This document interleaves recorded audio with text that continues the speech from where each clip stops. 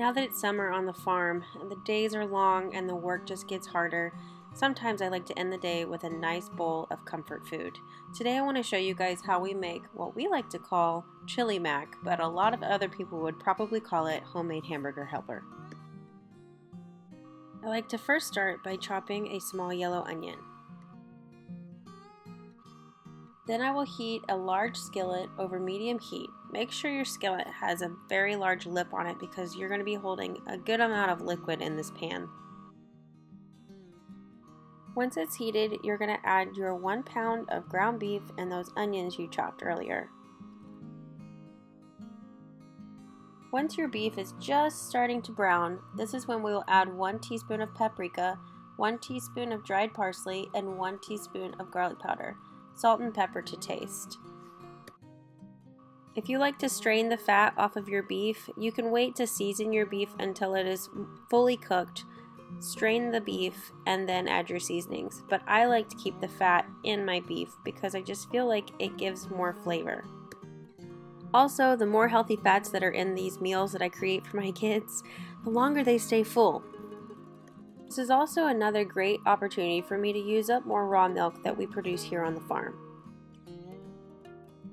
So once your beef is fully browned, you're going to then stir in your milk, broth, macaroni, and tomato sauce.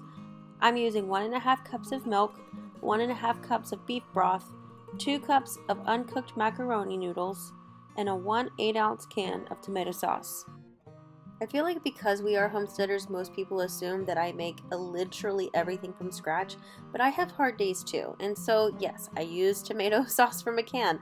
Sometimes I use better than bouillon. My elbow macaroni noodles are not organic, but guess what? We follow the 80-20 rule, and I would rather have a home-cooked meal on my family's dinner table than go out to fast food or order a pizza any day. So once you've stirred in the milk, the broth, the macaroni, and the tomato sauce, you're going to bring it to a boil and you're going to cover it. Then you're going to reduce the heat to a simmer. You're going to cook this for 10 to 12 minutes or until your pasta is tender. Make sure that you're stirring it occasionally to prevent sticking because I find that happens a lot.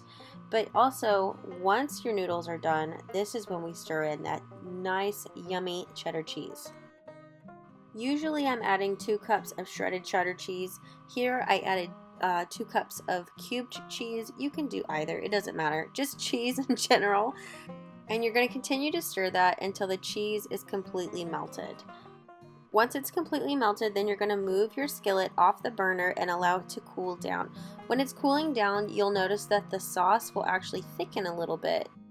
Now that it's cooled down, I actually like to serve mine in a bowl. I don't know why, and we eat it with a spoon, but I'll serve it in a bowl, and sometimes if I'm feeling fancy, I will add a little bit of freeze-dried parsley on top just to add a little bit of green and some color, since obviously the only vegetable in this is tomatoes.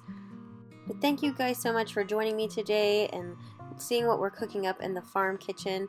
I hope that you have liked this video. If you do, please like down below, subscribe if you want to see more videos like this, and let me know in the comment section if you make it. I'll see you guys in the next homesteading video.